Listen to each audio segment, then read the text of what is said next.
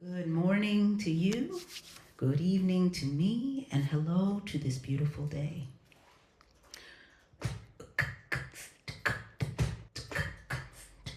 Hello, beautiful today.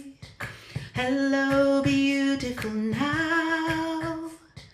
Hello, beautiful sunshine, honey. I love you and how. Hello, beautiful me. Hello, perfect right here. Hello, wonderful day that's waiting. Goodbye, doubt and fear. Oh, let the sun shine down. Oh, let the sun shine in. Go out and get you some of that sun. Let it on your skin. Oh, let the sun shine down. Oh, let the sun shine in. Go out and get you some of that sun. Bye down in fear. Bye bye now. Oh, let the sun shine in. Oh, let the sun shine down. Go out and get you some of that sun. Let it on your skin. Yes, I will. Let the sun shine down. Oh, let the sun shine in. Go out and get you some of that sun. Goodbye, down in fear. Bye bye now. Hello, beautiful today. Thank you, Lea. That's our wonderful inspirational musician, Lea Morris. She'll be with us today. And I'm Roy Berkowitz. I'll be your platform assistant. I will be with you today. And I'm glad to welcome Reverend Cheryl Fare, who's speaking to us for the first time. She's an ordained Unity minister, certified Enneagram coach, and Master of Fine Arts. Reverend Cheryl has a passion for Unity principles, shares openly how using practical truth teachings have guided her through several exceptional life challenges. She serves on the Interfaith and Intercultural Connections team. There's so many things here. She serves as president of the board for Unity's Eastern region, and she enjoyed a 35-year career in performing arts before shifting to her focus to Unity in 2017. So thank you for bringing all your gifts to us today, Reverend Cheryl. We're glad to have you with us. And now if you join me for a centering inspiration that I edited a bit from Robin Sharma. Today, I remember that a new world does not appear to us. A new world appears through us. That when I remove the veils in front of me, I see that I am more than I appear to be. That all the world's strength and power rests inside me. Today, I permit that strength and power to unfold, for life obliges me over and over again to pause and then to give birth to myself. And so it is. I appreciate everything that you shared, Roy, from the daily word through that inspiration and the calling on the child within us and the children that we acknowledge and we enjoy in the world. I would like to invite you all to participate in this song. I'm sure you've heard it before, but I'd like you to do the moves with me too. There are moves that I've done with my kids and in different classes, and it feels good. It brings the message of the song deeper into our bodies. I've got peace like a river. I've got peace like a river. I've got peace like a river in my soul. I've got peace like a river. I've got peace like a river. I've got peace like a river in my soul. I've got joy like a fountain. I've got joy like a fountain. I've got joy like a fountain in my soul. I've got joy like a fountain. I've got joy like a fountain. I've got joy like a fountain in my soul.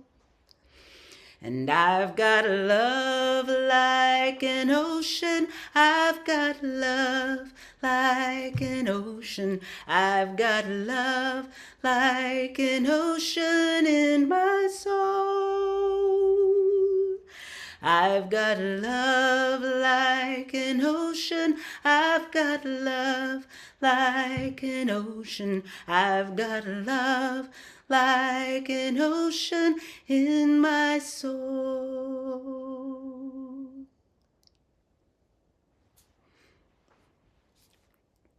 Wonderful, wonderful. Thank you so much, Lea. And thank you, Roy, for moving us forward here to this point in the service. I'm so pleased to be here with you all. I'm Cheryl, as I was introduced. I also want to mention that I'm originally from Springfield, Virginia, so not very far from where you are. And I currently serve as the minister of Unity of Fredericksburg. And Unity of Fredericksburg meets very much like you all do online on Sundays, and then we get together in person to do different activities. So what a wonderful song to lead into this. I thought since this is the new year, that the topic of creating a path to well-being would be a good way for us to get going for the new year. So, and we're talking about something deeper than a New Year's resolution. I know some people do New Year's resolutions, and sometimes we keep track of those for a few minutes and then they fade away. But we're talking about something deeper and more, with more resonance and meaning, in looking at well-being and how that shows up in our world, in our lives. I found a little joke about New Year's resolutions. So we don't want to do New Year's resolutions. That's something that goes in one year and out the other, right?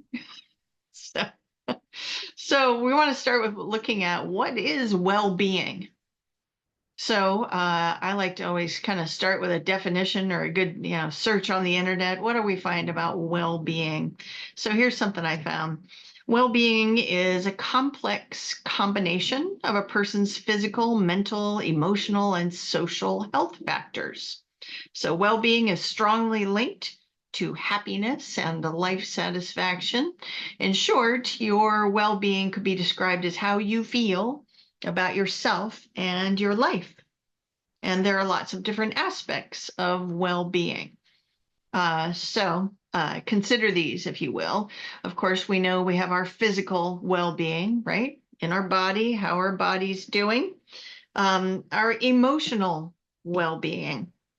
So how we're feeling about the different aspects of our lives and how we're feeling about the world and what's going on in the world. We have intellectual well-being. So, are we using our human brains, engaging in new learning, expanding our, keeping our brains working and doing new things? There's social well-being. So how much, in this post-pandemic age, if you consider it to be post-pandemic, some people still feel like we're in it, but are you interacting with other people in wonderful ways? How are your relationships? This is an aspect of well-being that we're looking at. Then there's also environmental well-being. So that would have to do with your physical environment that you live in. And of course, on a larger scale, environmental well-being has to do with the state of our planetary home, the Earth, right? All of this has a part of how we are feeling in this world. Also financial well-being, right? So that has to do with prosperity, the flow of good in our life, how we feel about that, how we see that. There's also occupational well-being. So this would have to do with not necessarily if we're in career mode, but do we have a sense of purpose and a sense of meaning in our lives? And our awareness around that, of course, affects our sense of well-being, right? And these are all kind of aspects of creating a path to well-being for 2024. And of course, we're here primarily to talk about spiritual well-being, right? So, hold on a second. I'm going to adjust my view a little bit. Okay. Just want to be able to see you all.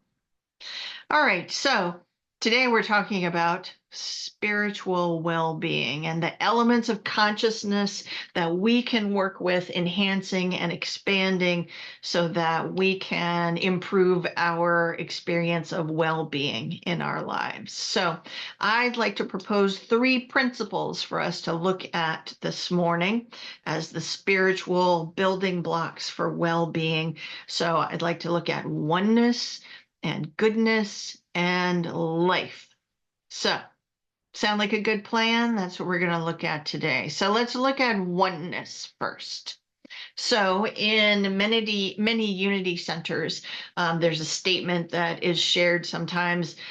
We talk about the one presence and one power active in our lives and in the universe. So we're talking about this principle of oneness that assures us that we are not separate from the energy of the universe, that we are in fact expressions of the energy of the universe, that there's not like a God out there and then there's us, because I'm not a math person, but I know that if you've got a God out here and got me, that's more than one, right? That's 2. So we're talking about oneness. So anytime we're in separation thinking or in a separation mode, then we're not in a great space of well-being, are we? Because we're thinking of ourselves as separate.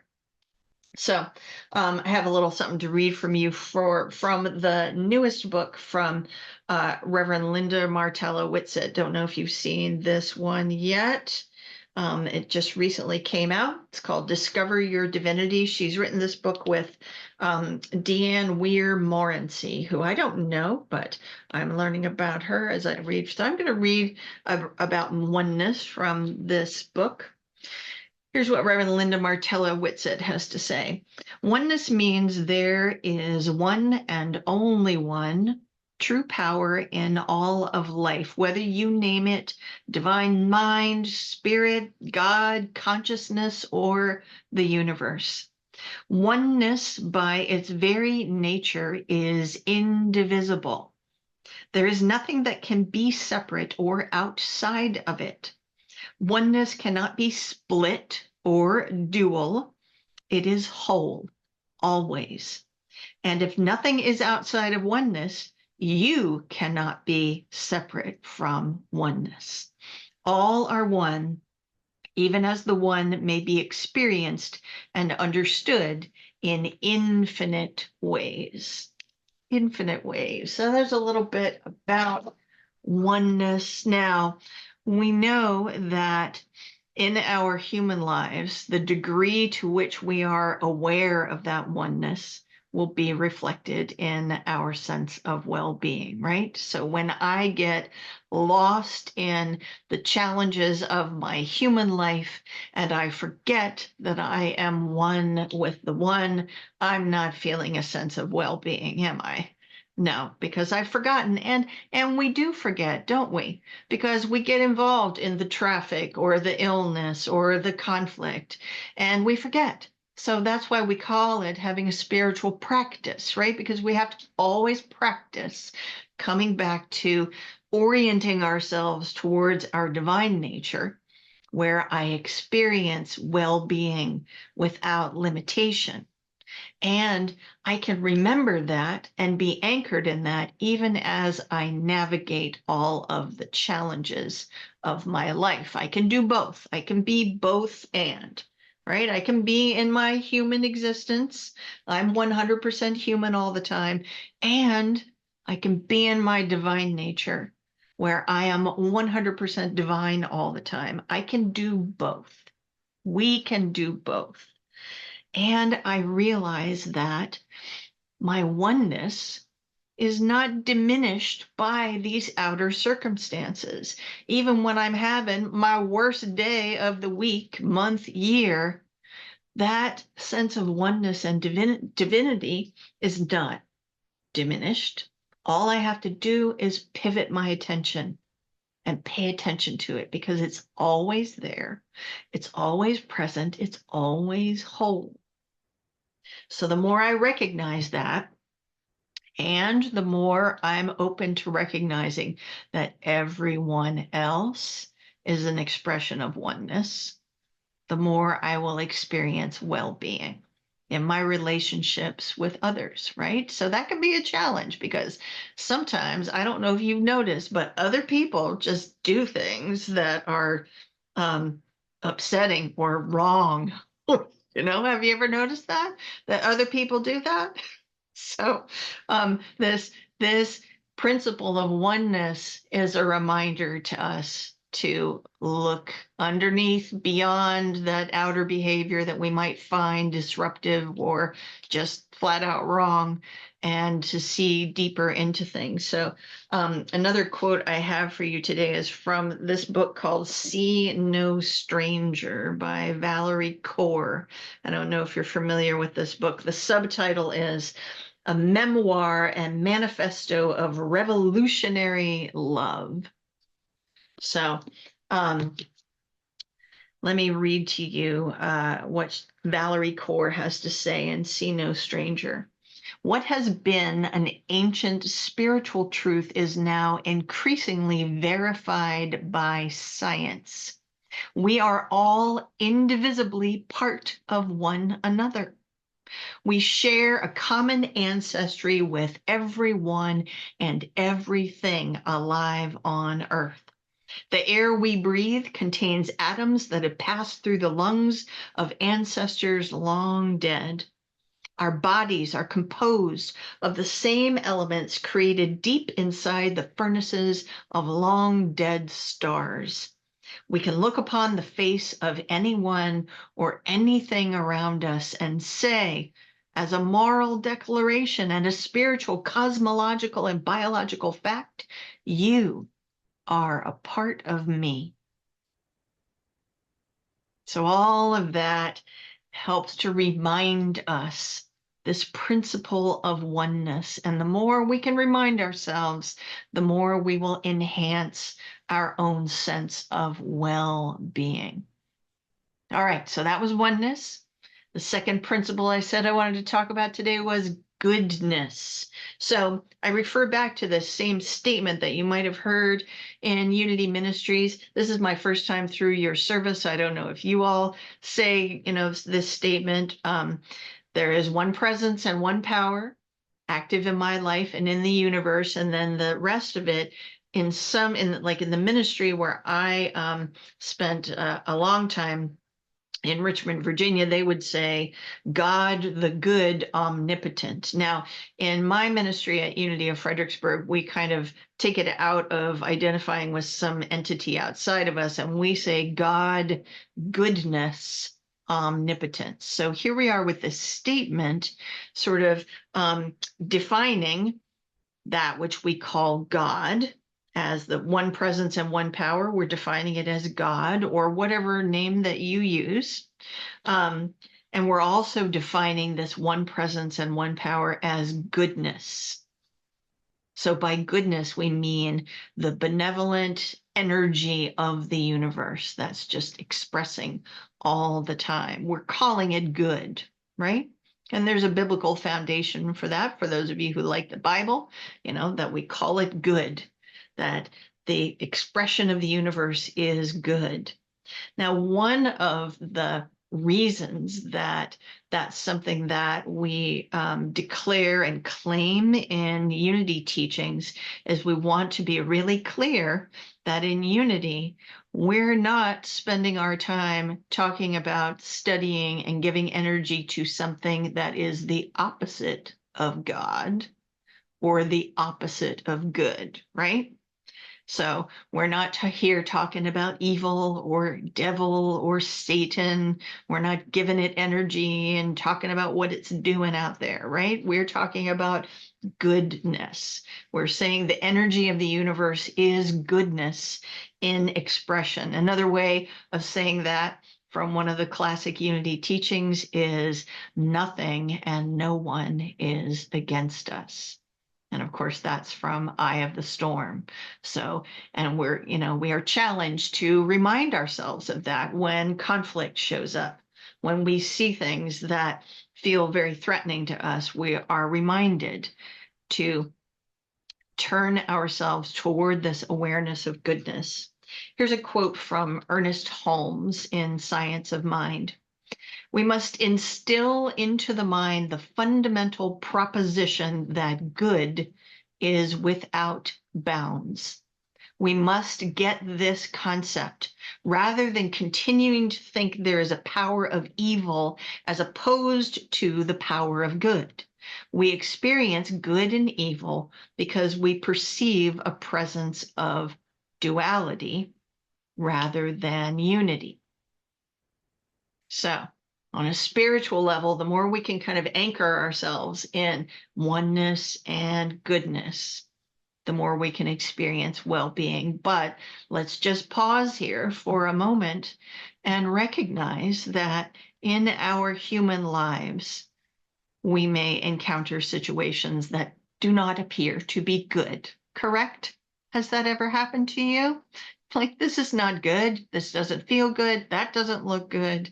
All right. We absolutely do encounter that in our human lives. And in unity, we're not in the business of spiritual bypassing. We don't want to be using our teachings to kind of go, la, la, la, I don't see it. It doesn't exist. We're here to use the tools that we have to help ourselves have, get through things better and have a better experience of our lives. So it's important for us to acknowledge that we may see things happening out in the world that appear to be devoid of good and appear to be evil happening. We do see that in our human lives. And in our human lives, we want to make choices that help us and our loved ones and our communities to stay safe and secure, right? And free from harm.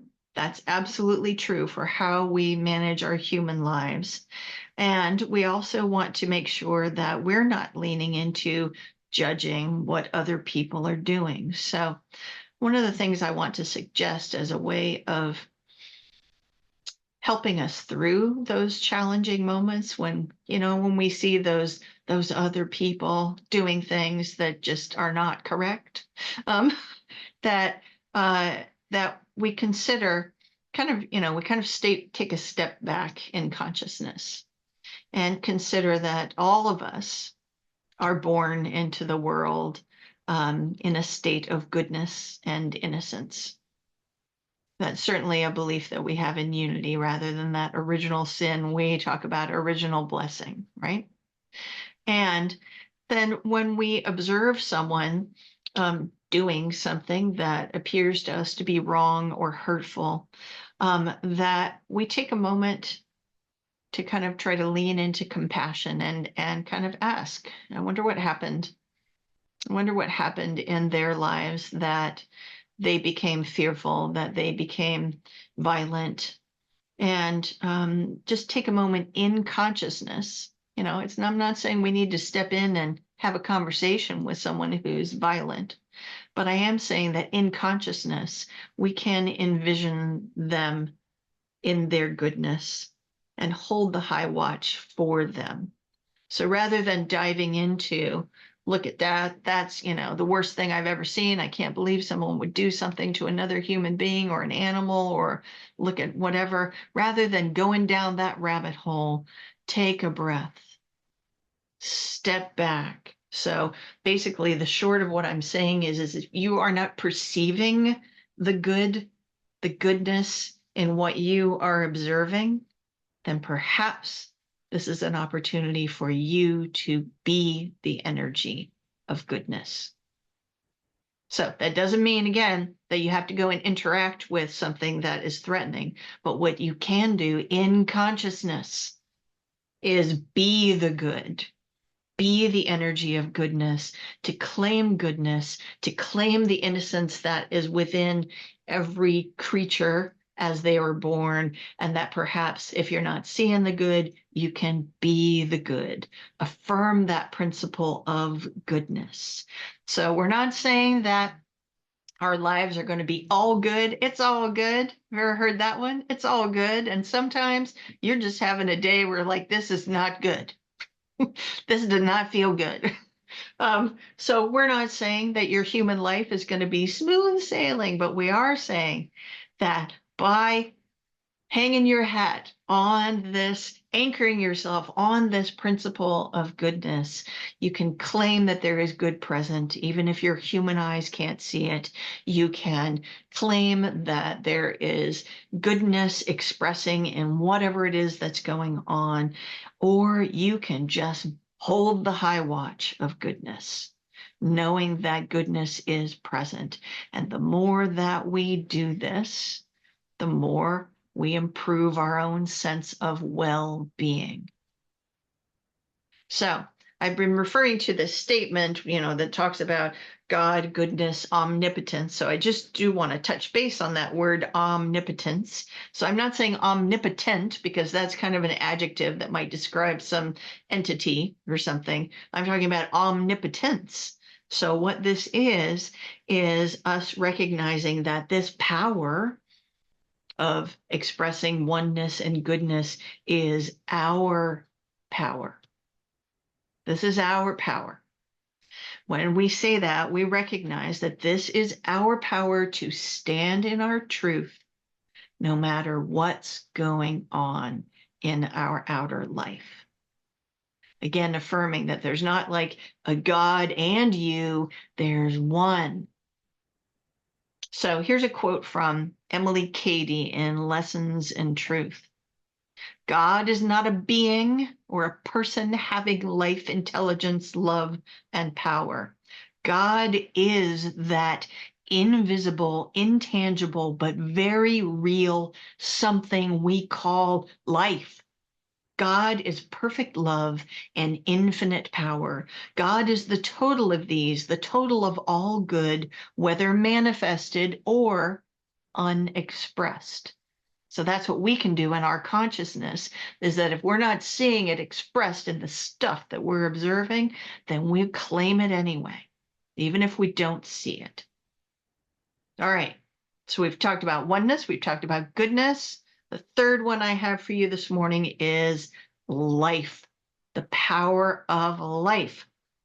So this, of course, is one of the 12 powers, right? I'm assuming you all are all on top of your 12 powers, right? From Unity founder Charles Fillmore. So our power of life is that animated vitality, the presence of universal divine mind that is expressing through us, as us, through every cell in your body, through every living entity. It is that energy of life expressing. Here's a quote from Charles Fillmore in Keep a True Lent. The first step in the realization of life is always to know that God is life, abundant, omnipresent, eternal. And the second step is to make positive connection with God life by declaring oneness with it. So again, that God life energy is not separate from you, even on the day where you feel really tired. It is you. It's right there. It's doing it. This divine energy of life is always expressing, and we do recognize it in lots of different ways in our world. So we were talking about the pandemic in the, before the service started, and I remember the year when the pandemic was, new and at its most intense. Outside my window, springtime started happening. And it was a glorious spring that year. So it was like the power of life did not give a hoot about us figuring out how to deal with COVID, because the colors and it was just the unleashed power of life coming forth. And for me, it was a great reminder of like, ugh, this is a pain in the neck. How am I going to deal with this? How do I deal with that? Mask, testing, all that stuff. But I could look outdoors and just see the color just, erupting outside. So we recognize that power of life. We recognize that in the, that there are cycles of natural life and death in the natural world. I'm thinking about years ago, my husband and I were doing a driving trip through Yellowstone Park, and there had been a forest fire the year before. So there was a section that we drove through that was just burned. And yet, if you got out of the car and went to look, it was just springing forth with life, with new life, because what happens in that natural cycle is that all of the, and I'm not a scientist, but all of the wonderful minerals from those burned trees feeds the soil, and life was already just springing up like crazy. And when you're out west in the early spring, there are just so many beautiful little wildflowers. They're generally small and delicate, but all kinds of colors and things, just springing forth out of what appears to be a desolate landscape. So, and we know that even in our own lives, one of the things that I like to say is look at you, my friends. You've already been through the worst day of your life, the worst day of your life you've ever experienced. You made it through that day, right? Because here you are today. So there's that energy that even when we're having the worst of times, there's only so long we can lay on the sofa before our body and our essence get up. Come on, get up. Let's take a step. I know this has been hard. I know you're experiencing loss or you're in pain or whatever, but we know that there's only so long that we lay there, right? It's like that energy starts going, we have things to do. It happens in our body. Our bodies keep doing, even when we're sleeping, our heart just keeps going. That's the power of life. Our lungs keep breathing. That's the power of life. Now, sometimes we encounter, interruptions to that, but our bodies know how to heal themselves. The cells in our body, when we cut our finger, we don't start praying over it, right? We might slap a Band-Aid on it, but most of the time we're not worrying about it, because by the time had the Band-Aid for a day or two, it just disappears, right? It's like magic, because our bodies know what to do. The cells in our bodies know that their purpose is to express wholeness, and they just go about their business and fix things up. Now, I'm not saying that we don't encounter difficult challenges with our body, but in general, our bodies know what to do. And in general, even when we've experienced the worst thing we've ever been through, there's another day. There's a next breath. So I have a quote from Albert Camus, the French philosopher, author, and journalist. So you might have heard this one before. In the depths of winter, I finally learned that within me lay an invincible summer.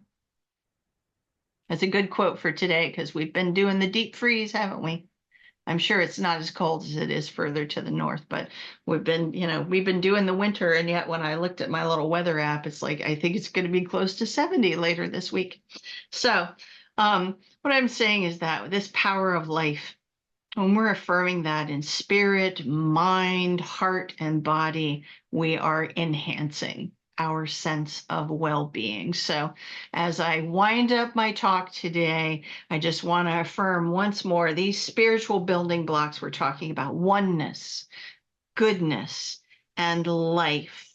And as we carry this, just keep reminding ourselves through our daily lives, we can enhance our sense of well-being and look at the potential for a new year as a new opportunity to experience well-being in so many different ways, with joy and with ease and with grace. So I thank you so much for inviting me to come and be here with you today. And it's been lovely speaking with you. And that's it for me. So it is. So as we prepare for this time of meditation, I have another quote for you. This is from a CSL minister named Scott Aubrey, who has a ministry called Spiritual Passages. Here's what he has to say. Poets, philosophers, and scientists alike say that the source of all life, all expressions, is one. That at the core of us all, there is a universal energy. As we embrace this truth, we say yes to the invitation of a new day. So take a few deep breaths, my friends. And if you wish, you can allow your outer eyes to drift close as we prepare ourselves for some time in the stillness together.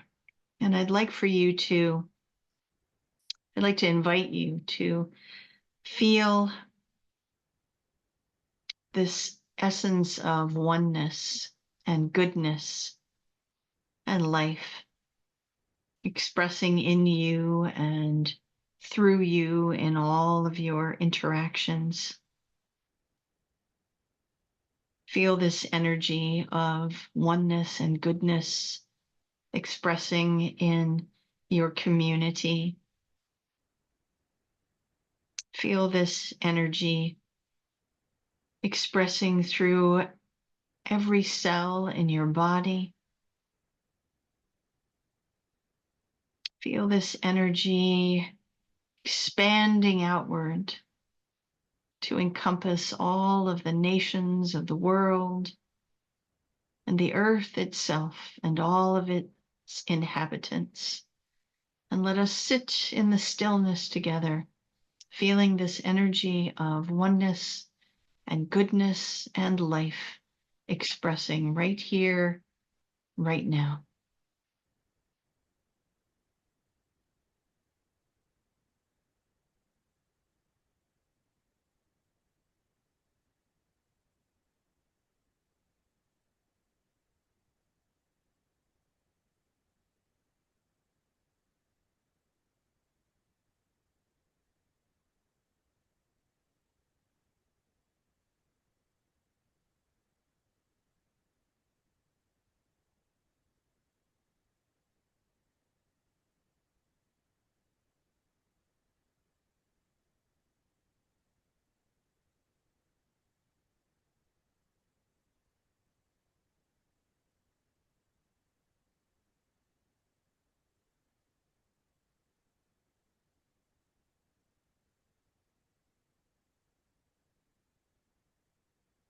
And as we begin to bring our attention back to the here and now, let us remind ourselves once more that principle of oneness, that energy of oneness is my true nature. Claim that for yourself. And let us claim that the energy and expression of goodness is my true nature. Let us also claim that the power of life, energetic and enthusiastic, is my true nature. And so I like to close meditation with an affirmation. So here's the affirmation I have for you. I like to say an affirmation with my hand right on my heart space, because I like to make sure it's not just floating around in my head. I want to bring it into my body and into my heart. So I'll say it and then you can repeat it with me there at home 3 times. So here's our affirmation for today. Well-being is my true nature, and I am grateful. Say it with me, friends. Well-being is my true nature, and I am grateful. Let's do it one more time. Well-being is my true nature, and I am grateful. So it is, my friends. And now I believe we will hear some beautiful music. Thank you so much, Reverend Cheryl. This melody will be familiar. I've taken some lyrics, liberty with the lyrics. We are one with the Spirit, we are one with the world. We are one with the Spirit, we are one with the world. We are here to let our beauty and our wisdom unfurl, and we recognize each other by our love, by our love. Yes, we recognize each other by our love. We will walk with each other, we will walk hand in hand. We will walk with each other, we will walk hand in hand. We will let the light of Spirit spread across every land, and we recognize each other by our love, by our love. Yes, we recognize each other by our love. We are one with the Spirit, we are one with the world. We are one with the Spirit, we are one with the world. We are here to let our beauty and well-being unfurl. Yes, we recognize each other by our love, by our love. Yes, we recognize each other by our love, by our love. Yes, we recognize each other by our love. Reverend Cheryl, thank you from my 100% human side. Thank you from my 100% divine side, which you've reminded me I can access all the time because it's there. I can do both, although I'm very often not aware of that. Thank you so much. I'm so glad you're able to join us today. And Lea, I think every time you're with us, for me, you bring love like a fountain. And I'm just so glad you're here with us every month on a regular basis. So I'm just very, very grateful for that. And now, if you'll join me for a closing inspiration, once again, well, this is from Newark Nipa, but once again, I've played with it and changed it to meet our needs. We can eliminate hunger. We cannot eliminate hunger, but we can feed each other. We cannot eliminate loneliness, but we can hold each other. We cannot eliminate pain, but we can live a life of compassion. Today, I pause over and over again to allow the limitless energy of Spirit to flow through me, so I may feed, so I may hold, so I may live today with compassion, so I may live today giving love like a fountain. And so it is, my friends. We are so blessed here at Unity Center DC for extraordinary speakers, talented musicians who share with us each week their God gift, their message, their inspiration. And for us as recipients, I'd like you to take this moment and be grateful. If you want to express your gratitude by giving a gift to Unity Center DC, it's possible. We'll put up on the screen the options, but you can give online, you can mail a cash or a check to the address you'll see on the screen, so that we can continue this ministry, which has blessed us all. Thank you.